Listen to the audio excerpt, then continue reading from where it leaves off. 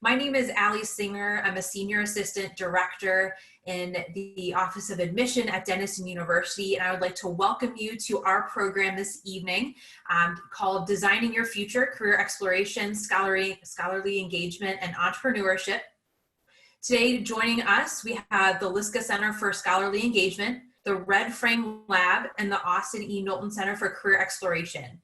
We know that the college experience might feel like a long way away, or even looking for a job or internship, but it will come so quickly. So we want to make sure that you have the tools to feel prepared should you select Denison as your institution. So without further ado, I'd like to get started. First, I'd like to introduce Adam Davis and Rowan Sharkey. They will be talking about the Liska Center for Scholarly Engagement. Thank you so much both for joining us. We really appreciate it. Hi, everybody. Good evening. I'm Adam Davis, the director of the Liska Center. And the Liska Center at Denison is basically the hub for intellectual life outside the classroom. And I'll give you some examples of some of the things that we do at the Liska Center. If we can go to the next slide. So one of our main roles on campus is to advise and support students and recent alumni applying for nationally and internationally competitive fellowships and scholarships. Some of the well-known scholarships that you may have heard of, the Rhodes, the Marshall, the Truman, the Fulbright, there are many others. We recruit students, we help match students with fellowship opportunities that enable them to do, for instance, a graduate degree after graduation, or teach English abroad, or to do a research project. And there also are a host of fellowship opportunities while they're at Denison during the summer, for instance, going abroad and studying a language, again, teaching English, doing research of various kinds. And so we work very closely with students reading drafts on their applications for fellowships. And I'm delighted that Rowan Sharkey, a senior, somebody that we've worked closely with just in the last few weeks and months, but also in previous years, is here. I'm going to turn it over to her just to talk a little bit about her own experiences working with the Liska Center on fellowship applications. Rowan? Thanks, Dr. Davis. Hi, everyone. My name is Rowan, and just to give you a brief introduction to who I am. So again, I'm a senior here at Denison, and I'm a double major in data analytics and environmental studies. So one thing that's really captured my interest here at Denison is research opportunities, hence the Liska Center. I've worked closely with them basically since my freshman year at Denison. So my first opportunity was after the summer of my sophomore year. I knew I wanted to do some type of internship experience. I wasn't sure where to start, so I basically reached out to the Liska Center and just sent a random email and connected with the office.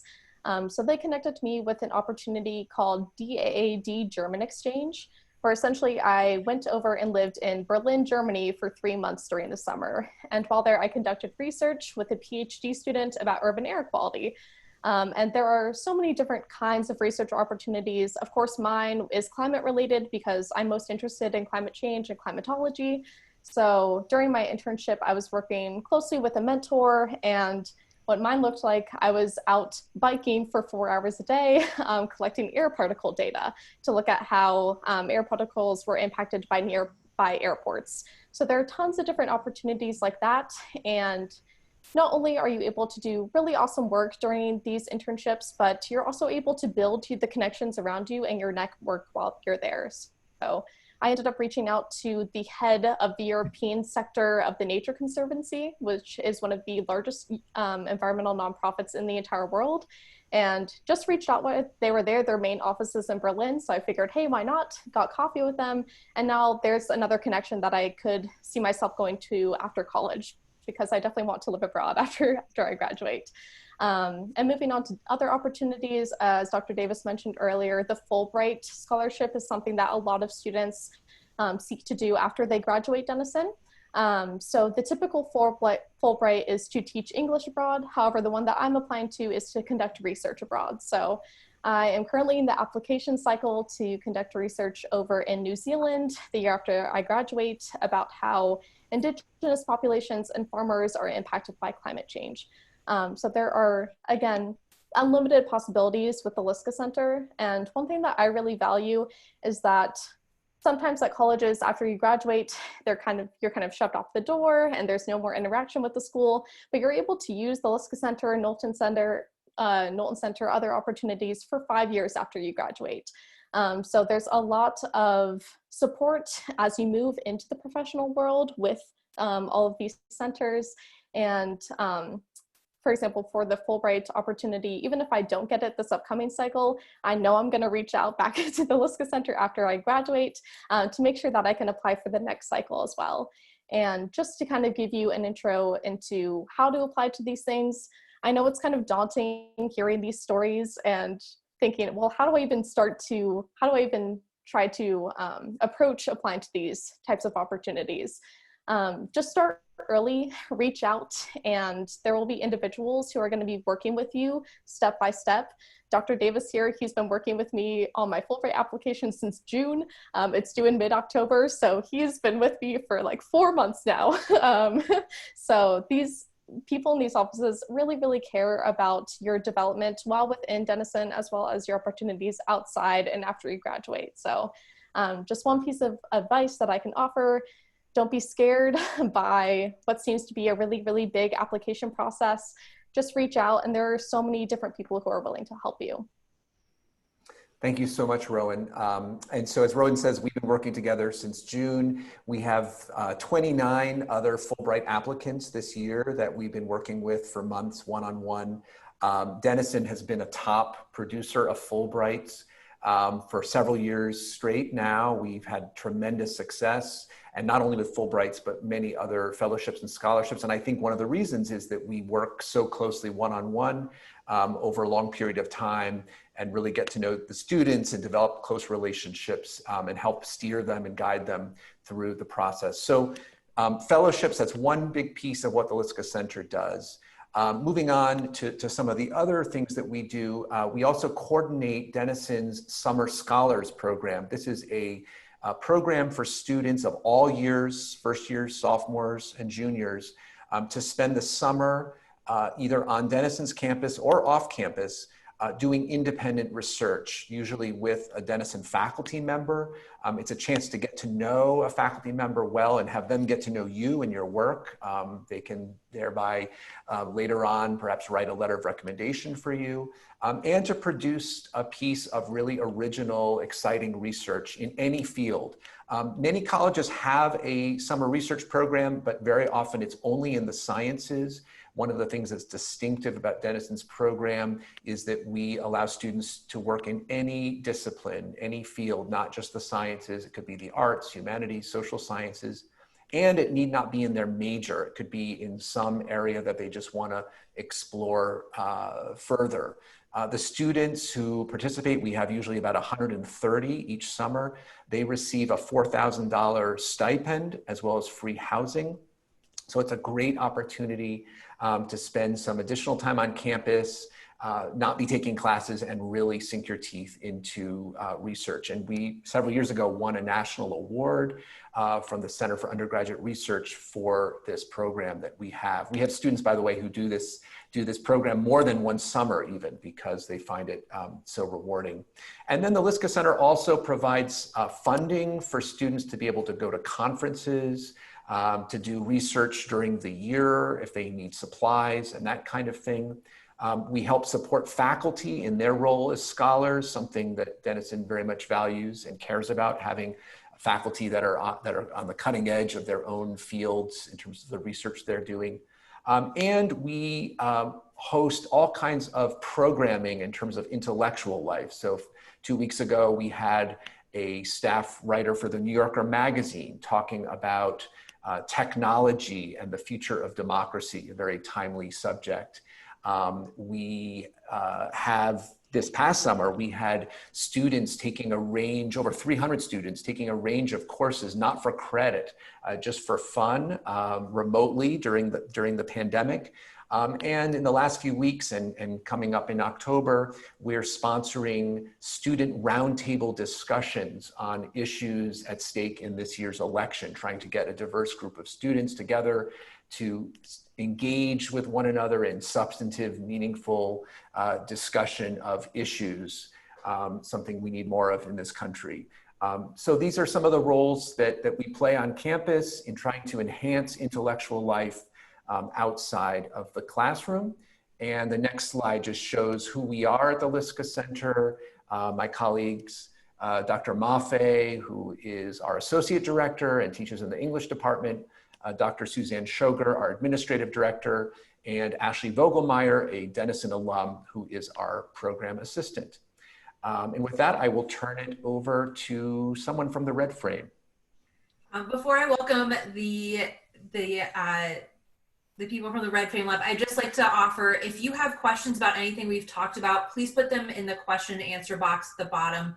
We will have time at the end to answer any and all of your questions, but make sure that you type those in so you don't forget, and we would be happy to address them at the end. Thank you so much. But now I'd like to turn it over to Steve Crack, Rick Copeland, Aditi Singh, and Kobe Stroll from our Red Frame Lab. Thank you all so much for joining us today. All right, well, welcome. Welcome to the Red Frame Lab. I'm actually coming to you from the lab. I'm going to give you a little bit of a panorama of when we get a shot here, when we're changing microphones and letting people talk. But my name is Steve Kroc. I'm the coordinator of the Red Frame Lab. And if I can get a wave out of my compadres here on the call, Rick Copeland is going to tell us a little bit about entrepreneurship. And we have two wonderful student workers that have a whole lot of engagement stories with the Red Frame Lab. And I'm going to give each of them a chance to talk as well. The Red Frame Lab is a resource on Denison's campus, part of student development actually, for students to explore entrepreneurship and design thinking. Now, entrepreneurship is something that is fascinating at Denison, because while we don't necessarily have a major or a concentration in entrepreneurship, a lot of alums come out of Denison and have entrepreneurship somewhere in their career path. And so we thought, why shouldn't we have a resource on campus where students can explore what entrepreneurship is about? I'm going to ask Rick to talk a little bit more about that. And then when he's done, I'll get a chance to tell you a little bit more about the design thinking component of the Red Frame Lab. So I'll turn it over to Rick. Hi, everybody. Again, my name is Rick Copeland, and Steve is right. I am the entrepreneurship coach for the Red Frame Lab.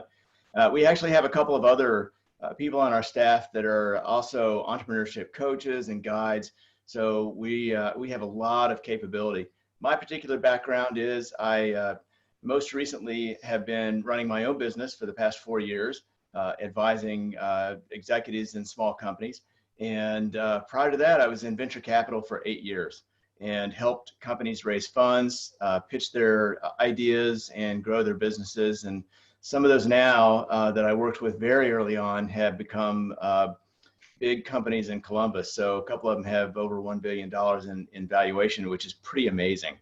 Prior to that, I was in a startup for 6 years. We raised about $2.25 million, ended up selling. That company is still in business, and I am proud of that. So I've got a ton of experience in entrepreneurship. Plus, I came out of Big Six Consulting and a couple of other places. So I've been a jack of all trades and love working around the entrepreneurship things. So here's a few things that we do in Red Frame Lab around entrepreneurship. We have a program that we actually use outside help for that's called 3DS. It's 3-day startup. We ran that last fall. There was one young man in that had a company at the time and an idea at the time called Coffee Straw. If you go to everywherejoe.com, they are getting ready to launch their product this fall. He graduated in June. He's currently in Chicago. His partner's in Minneapolis. He's raising funds right now, and we are still helping him get to the point where he's going to explode and become a billionaire, we hope. So we'll see. There's also, you'll see Aditi on the screen. She's also part of a startup called Globe Ups, and she's going to talk about that in a minute. A very creative team that's making a difference on campus. There's other programs that we do as part of Red Frame Lab that touch on entrepreneurship. My favorite right now is called Red Frame Consulting, where we take student teams of 3 to 5 and apply them to real businesses. Some of them are early stage startups. Some of them are large established companies in manufacturing, marketing, digital products, consumer products, all over the place. This past summer, we ran the program for the first time. And I can tell you that Steve Kroc, he would never say this, but it would not have worked without him, because he was a significant piece of the backbone of bringing all the tools that we used together to make that work, because we were spread around the globe. We were in 15 different time zones in 12 countries, and teams were grouped somewhat by time zone, but not a whole lot. And they worked with clients that spread from the East Coast to the West Coast here in the US. We're going to do it again, most likely in January and February. We are signing up international clients now, and we're going to have some big name clients. There's potential to work with Uber and Facebook, Amazon, and then some of the larger, faster growing companies in Columbus. And I'm pretty excited about that. Other products we do, and Steve leads this particular one, is called UX Design. It looks at a real world operation of a company or a nonprofit and says, how can we help you integrate your user experience better? So we've worked with The Works, which is a children's museum in Newark. We've also worked with the North Market, which is a collection of restaurants and food stores in downtown Columbus. I don't know what we'll do for UX next time, but I know it's going to be interesting. So those are the kind of projects, and those are the kinds of things that we do from an entrepreneurship perspective in Red Frame Lab. And if you decide to come to Denison, I sincerely hope that you'll stop by Red Frame Lab on your first days on campus or on a tour and say hello to one of us. Steve, it's all back to you. All right, thanks. And I'll talk for just a couple of minutes about design and design thinking, and then we'll hear what you really want to hear, which is from our students who are participants in the Red Frame Lab. So my name is Steve Kroc. I was an engineer for 25 years in Central Ohio, and got to really play around with some fun tech in research and development. But I've always had a passion for education. So I've been an education consultant for over 10 years now. And I've done work in Egypt and Kazakhstan and China and all over the US. Really love doing this. And then the Red Frame Lab presented this opportunity to have somebody bring design thinking into the lab. And if you've never heard of design thinking, it's a design process for solving problems. It's a part of human-centered design. And all of those, that weird career path that I just described, the thread is design processes, whether you're an engineer or you're a consultant, or whether you're trying to solve any kind of problem really that involves people. Design processes are great tools to have in your toolbox. Design thinking is a fabulous set of tools to help you put the people you're designing for at the center of the problem you're trying to solve. So the president of the university a few years ago asked the question, what would it look like if we treated Denison University's entire campus as a design studio, with the intent of letting students who have passions and have things that they want to do, giving them the tools, giving them the support to do them. So maybe it's start a new club. Maybe it is launch a new enterprise. Maybe it is design an event that's better than it's ever been done before. Maybe it's students designing orientation for the incoming students so that it's even better than it was before. I have all kinds of students that are coming in now more by referral from their friends and professors than anything else, saying, hey, I want to do this thing, can you help me? I'm the design thinking consultant on campus available to the students to help them do this work. And so sometimes it's fun. You can see some of the pictures here of the fun stuff that we do. Sometimes it's very serious and we're dealing with very important issues. We're doing a lot of that now, I can tell you that this year. And then the other thing I'll mention from the design side of this piece is something we created called Red Core. Red Core is actually a team of student workers. These are student workers, just like any other student job on campus. But they're a team that gets special training from all of us, and they divide into teams, and they take on very important problems on Denison's campus. So these teams over the years have had influence on the master housing plan for the campus, on the building of a new social space. One of the big new spaces called the Moonies on campus. It's really cool. And they are currently working on communication issues. How do we deal with COVID on campus? Those kinds of things. And this team is working very closely with high administration.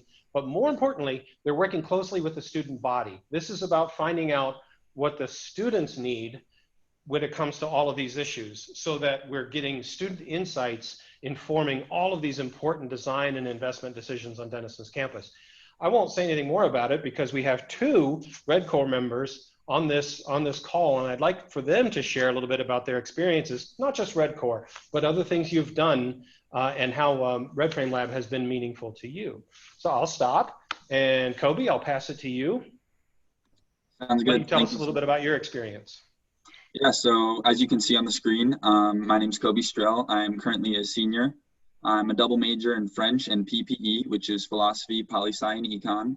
I'm currently taking a lot of environmental studies classes so that I can do my senior research on potentially a carbon tax that would fund a universal basic income. I'm the president of the yoga club. I cook for Hillel, which is the Jewish organization on campus. I'm a CA, which is like an RA, but more focused on building community and interpersonal relations with the residents. And then I am a RedCore fellow, which is what I'm going to be talking about. So my experience with RedCore has been nothing but positive. In high school, I was involved with student government, and I really wanted to help my school and help the student body and like help everyone have a better student experience. And my freshman year at Denison, I was kind of lacking that, and I really missed it. And then sophomore year, I became a CA, and then junior year, I finally became a RedCore fellow, and I really just fell in love with everything that we do. So basically how it works is we'll be assigned a topic, and you come up with different research methods in order to figure out how you can get student input. So like my go-to is a focus group. I love inviting students over to the Red Frame Lab, get Chipotle for them, and talk about issues, specifically social life. That's my go-to. So the new social space Steve was talking about is my main focus of research for the Red Frame Lab. It's the new social space is called the Moonies, and it's where students go to have social gatherings and have a good time together. And we want to make it a space that has a lot of student identity and a spot where really everyone can enjoy. And I also was a part of what Rick was talking about earlier, which is Red Frame Consulting. And that took place this past summer.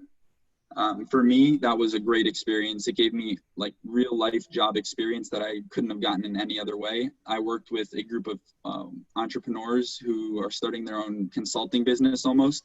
They advise women, female entrepreneurs in how to kind of promote their businesses better or how to just kind of manage their time. And for me, that was a really valuable experience, particularly because there were times where I didn't necessarily agree with the methods for the way that they wanted to do something.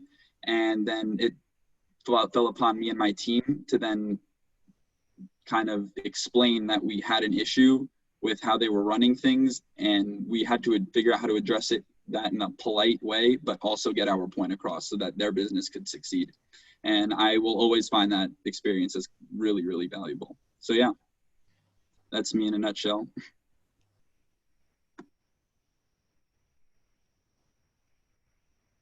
Can't find the mute button. All right. Thank you, Kobe. Really appreciate that. Really appreciate your contribution. Aditi, you want to tell us a little bit about your engagement, and in particular, tell us about the Globe Ups journey. Yeah, absolutely. So hi, my name is Aditi, and I'm from Gwalior, a city in India, but home for me is in Kuala Lumpur, Malaysia. I'm a data analytics major, math minor with a concentration in narrative journalism and physics. And I'm also a RedCore fellow. So for campus, I'm involved with RedCore, and I'm interning in a company in Columbus as a data analyst. But alongside that, I actually am a part of Globe Ups. So to talk about Globe Ups it's a startup that me and a couple other friends started, I think about 2 years ago, which is my freshman year. And the person who founded it, his name is Christian. He graduated. He started the year before I actually got here. And Globe Ups it's a startup, and the idea is to have a news curation platform. So the people we work with, there are a lot of international students, and we came into campus and we realized there's not a ton of international news that's readily available, just because I think it's hard to find that anywhere, or it's hard to find concise international news that's easy to keep up with. So we realized there's space, or there's potential for something to be done there. And we took this idea and we went to the Red Frame Lab, and they actually helped us develop this idea into something that's more feasible, something we can, to figure out a process of what can we actually do about this. So we recognized what needed to be done, or what we want, or what we would like to see. And then we went to the Red Frame Lab, we talked to Steve, we had design thinking sessions, and he really helped us develop a prototype almost, or just like a way to take this idea and make it a real startup, to make it a real, I guess, like actual thing. Like now we have an Instagram account where we post twice a week of summarized news stories that we curate ourselves. Like now we have a system in place. Now we have a business plan, and that all happened with the Red Frame Lab because, you know, they had pitch competitions. They helped us work through who our audience is, what our idea is, what we want to achieve, what is the purpose, what is the point of this, and actually make it from this rough idea of what we want to do into a whole business plan and what we want to do next. So that's a little summary of what GlobeUps is. Yeah, is there anything else I should touch on? Okay, I'm sorry. No, that's great, Aditi. Thank you. I bet we get a couple of questions. So just to summarize then, Red Frame Lab, it's a student space. I don't know if you could tell, I've zoomed out. The tables are kind of, we have this cluttered, playful look, very intentional. This is meant to be a place to try stuff. This is meant to be a place to fail, get up, try it again. We really want to encourage a fun, safe space to do stuff like this. We do goofy stuff with students. Students will come in here and study. These doors are open 24/7. It's a fun hangout for studying and getting stuff done. You'll notice that the furniture is very carefully designed to be comfortable for about 2 hours, but a lousy napping place. So super intentional design. But we look forward to seeing you here because it's multifaceted, multi-use, and the students that you get to interact with and the journeys that they're on are really cool, really inspiring, and a lot of people make a lot of friends, create opportunities beyond graduation here. So we look forward to seeing you in the Red Frame Lab. Alexandra? Thank you so much for all of this information. I think a great takeaway from that is that collaboration is key, and to bring your ideas to the table is incredibly important at Denison, whether you're collaborating with faculty members or students or staff members, faculty members. We want to make sure that all of these possibilities are available at your fingertips. So now I'm going to turn it over to the Knowlton Center. We have Hank Malin, who's the executive director of the Knowlton Center, as well as a few students, and Adeline Fisher and Kate Hammersmith. So welcome all. We're excited to have you. Great, thank you. Good evening, everybody. Hank Malin, I'm the executive director of the Knowlton Center. I've been at Denison for about 3.5 years. In fact, I think Steve Kroc and I started about a week apart. I'm also a Denison parent. My older son graduated from Denison in 2015 and had an affiliation with the Liska Center. He actually was fortunate enough to win a Fulbright English teaching assistantship to Bulgaria, where he spent 2 years. So lots of interesting connections, even just within this panel.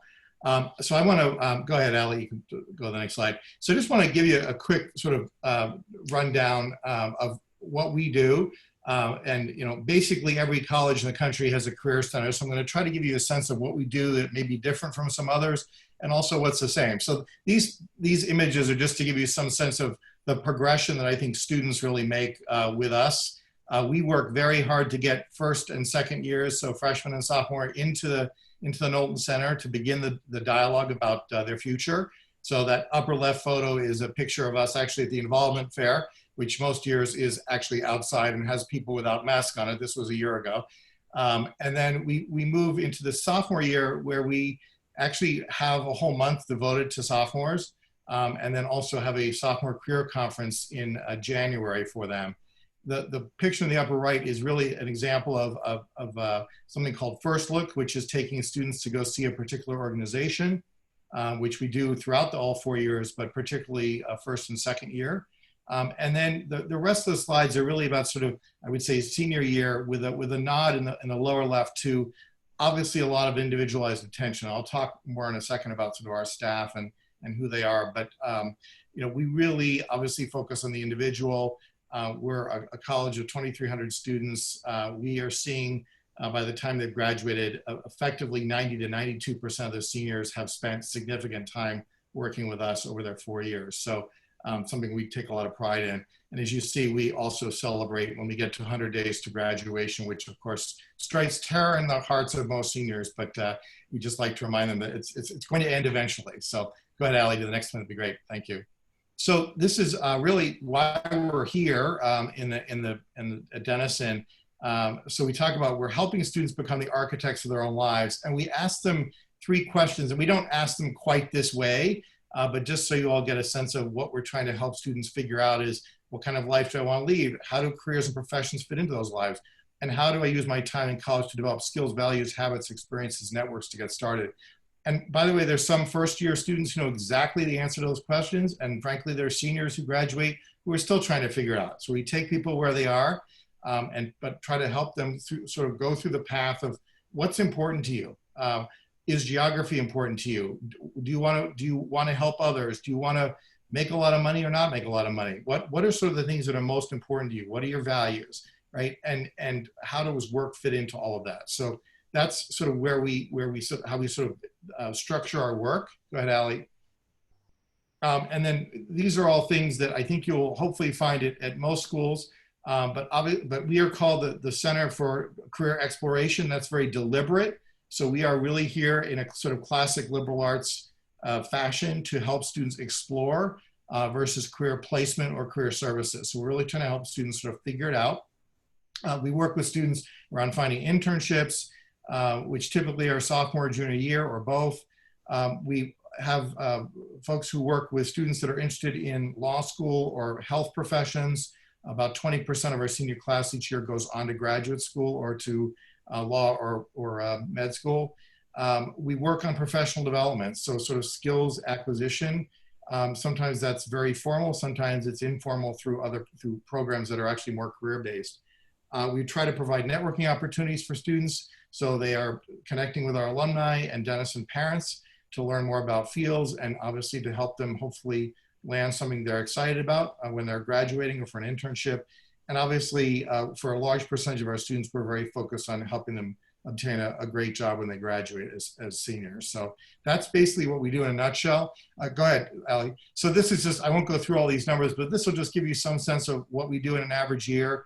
So we do a lot of one-on-one appointments. We conduct a lot of programs on campus, welcome employers and grad schools to campus. I would say one thing that's really interesting and one of the big pluses of Zoom, frankly, one of the good things to come out of COVID is employers that frankly might have been reluctant to get on a plane and fly from New York or San Francisco are more than willing to get on a Zoom call for us, which has just been great. So while there's been obviously negative pieces to COVID, this has been a real positive. And I do want to just pause for a second on the last piece of this, which is that each year we award, this past year, about $600,000 in summer internship stipends.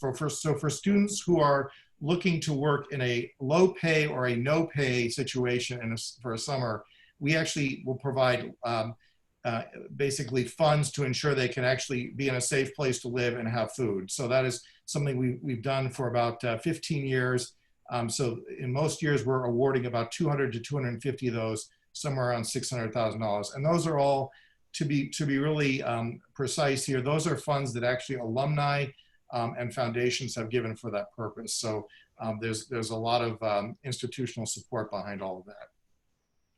All right, and I think we've got one more if I remember. So let me just tell you sort of 5 things I think are sort of interesting about the Denison Career Office that may, hopefully in combination, feel different from other places you may be looking at. And these are good things to ask other colleges as you visit and talk with them. So one thing that's really important and that I hope is obvious is that we are actually part of the Denison Strategic Plan. And what does that mean? It means there's a lot of focus from our president, from our board of trustees on ensuring great outcomes for students and that this is an important part of their experience. And that is not true at every college. This is a pretty unique thing. So I want to highlight that. We talk about a 9-year commitment, which really means we've formalized that in addition to the 4 years students are on campus, they have complete access to us for 5 years after that as they launch their careers, go through graduate school, whatever it may be. The little secret is we actually will talk to anybody. I talked to somebody the other day who graduated from Denison 32 years ago. So we'll talk to any alum, but that is a very stated commitment around the first 9 years, if you will, including 4 years on campus. We have a team of 18, which for a school our size, I can assure you is very large. So we have 13 coaches and then other folks who do things like talk to employers, and administrative roles. So we are focused on individualizing the approach and also individualized outcomes. And then we have a lot of resources that are available both from a technical standpoint, meaning various sort of things from artificial intelligence that are helping students develop their resumes, to programs where people can learn about consulting or banking or nonprofit or whatever. These are all provided free to students. And then we just announced in July something called the Launch Lab, which will really be our skills center. So we will be launching officially in January with programs which will be for students that are going into the business world or need some kind of businessy type skill. It could be marketing, could be finance, could be frankly Excel, something like that, where they just need to have 3 to 5 days on a particular topic, and we'll be providing that in downtown Columbus. So sort of an extension of our office. So I will turn over to the two students, Kate and Adeline, to just give their perspectives on their interaction with us over the last few years. Whoever wants to go first can take it away. Great, thank you, Hank. Hi everyone, my name is Kate. I'm a senior here at Denison. I'm majoring in data analytics with a concentration in economics and also a Latin minor. So I'll tell you a little bit about my experience with the Knowlton Center. Starting my freshman year, I had a class in Burton, Morgan, which is where the Knowlton Center is located. So I got to walk by every day and kind of say hi to all the career counselors and students who work there. And I remember seeing, all of the signs and the cool things they were doing, the events that they were hosting. And then my sophomore year, I started to sign up for meetings with a career counselor. And she really helped me understand how to write an effective resume and also how to write a cover letter. And we went over, the wording to formatting and really understanding, how to present myself in an application. And my junior year, I really ramped up the process and I met with my career counselor once a week. And we started identifying internships, refining resumes and really focusing on networking. I think something really cool about Denison is our, alumni base. Everyone's really friendly. Everyone really wants to help. So I was able to kind of leverage all of these skills and the resources provided by the Knowlton Center to obtain an internship with 3M this past summer. And then going into my senior year, I received a job offer from 3M and I reached out to the Knowlton Center once again. And my career counselor really helped me, understand the details of the offer letter and walk me through, the salary negotiation process, things that I just had no idea about. And I know that even after I graduate, they will be there to help me out and I can always reach out to them whenever I need help. But kind of overall, I definitely recommend, taking advantage of these opportunities and these resources, because really at the end of the day, you get out what you put into it. Thank you, Kate. Okay, well, I will go. Hi, I'm Adeline. I am also a senior. I'm from Mystic, Connecticut, and I am majoring in communications and minoring in economics.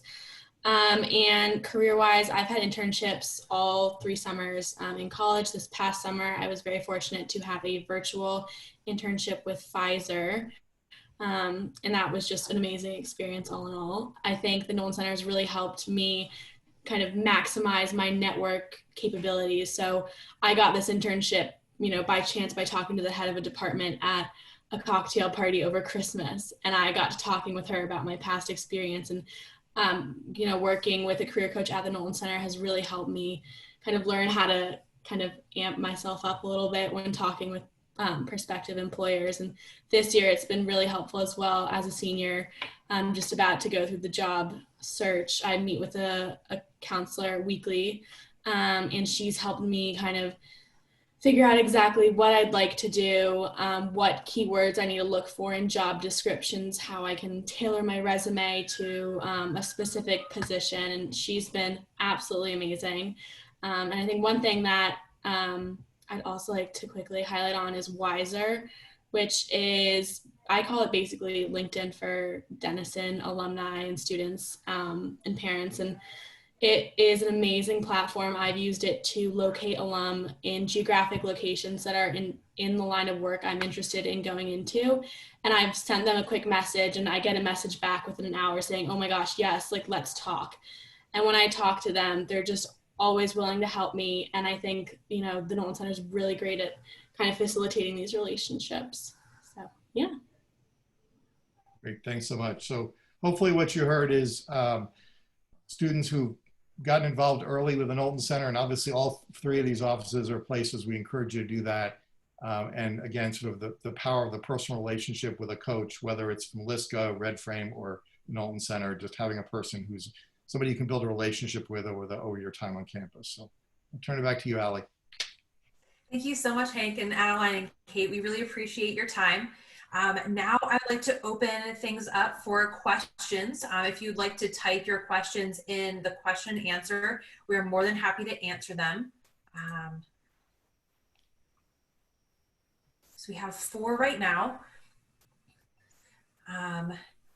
The first one is, has COVID affected the entrepreneurial activities on campus? So this would be, I believe, for the Red Frame Lab. So I can answer that. Yes and no. So anytime we have a major disruption like COVID, and COVID's not the first, it won't be the last. It could be a natural disaster. It could be something else. There are always opportunities to serve people that come out of that.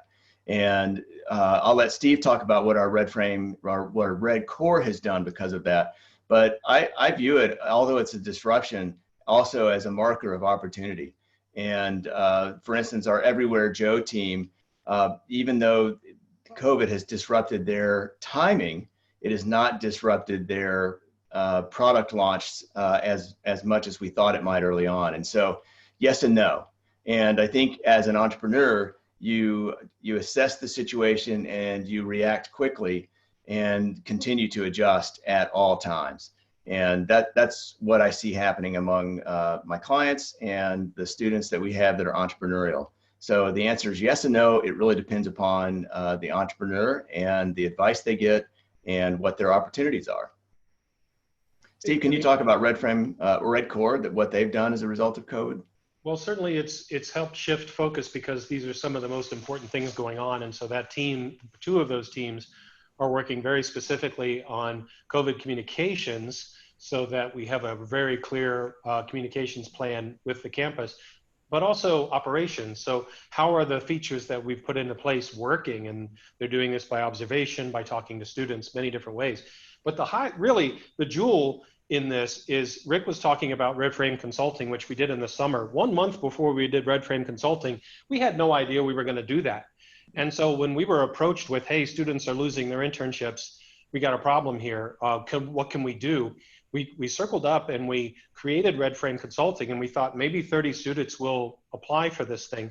100 students applied, and it wasn't long we were into this. 100 students, 38 clients, 1 month, 7 coaches, 20 hours a week of work, coordinated work every single day. But here's the thing, we realized we could never have done that but for COVID, because remote is what made it easy for, not easy, what made it possible for us to do this with 100 students at a time and with 38 businesses, 38 organizations.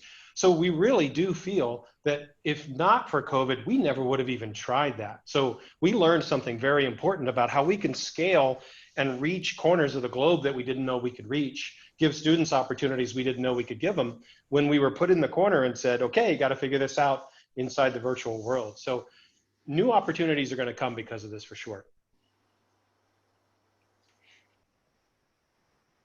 Perfect. Thank you so much for that answer. And then Hank, the next one is for you. Can you tell me some of the companies that have come to campus for our students? Sure. So I'm going to kind of build on Steve and Rick's last answer around, coming to campus has sort of changed from what it was a year ago. But I mean, just to kind of list, I'll give you 5 or 6 here and just kind of talk through sort of our process around that.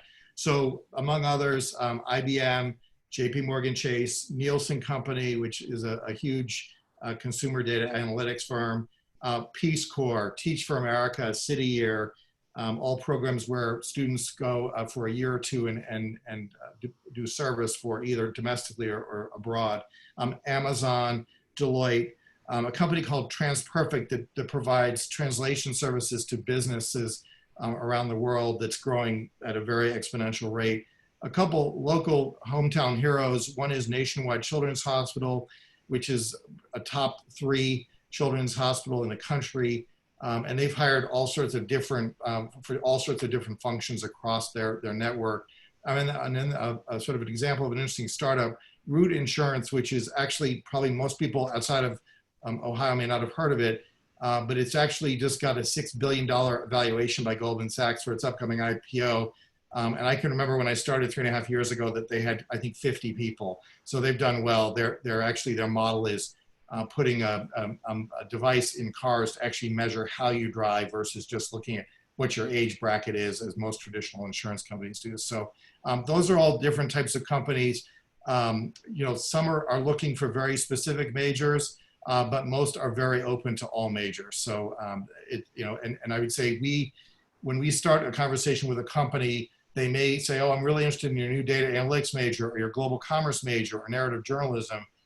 And so we'll talk to them about that, but then we'll also say, well, we have all these other students who do all these other amazing things. And they're very open to that conversation. I mean, I think employers who are recruiting at liberal arts colleges understand that there's going to be a wide variety of interest and certainly expertise. So. Perfect. Thank you so much. The next question applies to everyone. We had a question: how do you get involved with the Liska Center, the Red Frame Lab, and the Knowlton Center? What are the best ways for students to really start to open those doors once on campus? Adam, if you want to start. Sure. We reach out to students as both of the other centers do too, right away when they arrive. Most first years are in advising circles. They have an academic advisor and sort of a mini course as part of that. And we try to go and speak to students, the first years in their first semester right away, to tell them about some early opportunities to get involved with the work that we do. For instance, applying for the summer research program, the summer scholars program. There are also fellowships open only to first years and sophomores. And so we just try to reach out in various ways during students' first semesters. But they can schedule appointments with us, reach out to us. In non-COVID times, we have coffee and tea and snacks in the Gilpatrick House, which is where we're located. It's also, we have some residents, some rooms where students live in the same house. So we work with students from the time they arrive until after they've graduated. Very good, thank you. And if Steve or Rick want to answer for the Red Frame Lab? I bet Steve and I have two very different answers, but I'll start and Steve can wrap it up. We reach out to students all the time. We invite students to come into our space. We invite them to study in our space, to be there. One of the things that we started doing over the past few weeks is that since we're living in this new, exciting virtual world, there are a lot of really interesting webinars. So for instance, Fast Company next week is hosting their conference, which they usually do in the fall, all virtual. And they've made their keynotes and about 30 other sessions open and free to the public. So we've signed up as Denison University. We've got 4 watch parties over lunch scheduled next week. So we'll have Cane's, we'll have Chipotle and a couple of other places. We'll bring that in individual orders for students, and we'll have watch parties for the keynotes. And the first keynote on Monday is Robert Downey Jr. and his wife talking about the things that they're doing, not only as actor, but also businesses and other things. So we're pretty excited about that. So one of the ways we reach out is just by being open and inviting students to come in. And Steve, I know that there's more structure than that, so I'll let you answer that part. Only that one of the lessons we learned early was that the leads should be, or not the leads anyway, but the way the leads manifest into something should be student driven.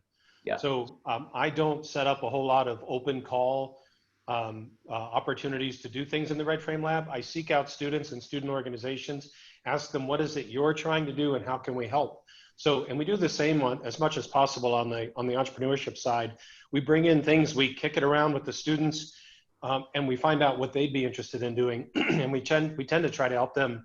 Rather, we try to get them to help us to champion this and to help spread the word and to help us. We have a group of student workers for the Red Frame Lab that focus on communications, so that the advertising and marketing and the packaging of these things comes from the student voice to the other students. Very good, thank you very much. And last but not least, Hank. So for the Knowlton Center, I always joke that it's really hard to avoid us your first year on campus. We actually have the honor, I guess I would say, of being involved in either day 2 or day 3 of first year orientation in August. We've been doing that the past couple of years. So you'll see us for an hour there, and then we are in first year advising circles, and about 80% of the class takes those. And then, again, sort of in more normal times, we're at, 50 fairs, just, in different events like the Liska Center is and Red Frame. So, it's hard to not at least run into us once or twice. Again, we encourage people just to sort of begin to understand what, as I think for all 3 of these offices, what's available your first year. That's really the key thing. It's just start to see what's out there and have some conversation. There's less doing the first year, I think, than second and third and fourth. So that's right. I'll add one thing. So with Red Frame Consulting coming up again, it's likely we'll do it in January and then again this summer. So for the summer session, it's very likely that we'll have it open to incoming students, which we did this past summer. We just didn't have anybody sign up, but we'll do that again. Wonderful. And then we have time for a couple more questions. Hank, this one is directed to you. They ask, can you please talk about the $10 million grant that Denison has received to explain the global and career launch programs? I know you touched a little bit on it, but could you go a little bit more in depth? Sure. So there's actually been a couple really nice gifts to Denison in the last few months. One was actually to help fund the launch lab, which was from the Knowlton Foundation. And then the more recent one from the Sherman Fairchild Foundation was designed to both expand global programs, and that was not career related, that was much broader than, that was sort of more on the academic side, but to continue to build opportunities for students to have global experiences and also continue to globalize the curriculum. And then from a career standpoint, it was designed to help fund programs that we were either doing or wanted to do. So as an example, when I talk about the First Looks trips, which typically have been in Ohio, this funding will allow us to take students to cities outside of Ohio, which would be great. So whether it's Chicago or New York or Boston. So those are the type things. And then also, I talked earlier about the stipends for internships that will also expand that pool of opportunity for students as well with that grant. So some great, just additional opportunities across a wide variety of areas. Perfect. Thank you very much. I think that's all we have time for this evening. If we did not get to your question, we will send you an email separately detailing the answer to your question. But I would like to thank all these panelists from the bottom of my heart for joining us today. I know there's a lot going on this semester, so we truly appreciate your time, students. We appreciate your time as well. I know college in the COVID time is very different, so we appreciate you chatting with our students today. But students, if you have any questions, you have the resources link here, or please feel free to reach out to the admission office. We are more than happy to get you in touch with any of these offices to answer more of your questions in depth. But thank you all so much for joining us. We truly appreciate your time, and we hope to see you on campus soon. Thank you so much. Bye, everybody. Have a good evening.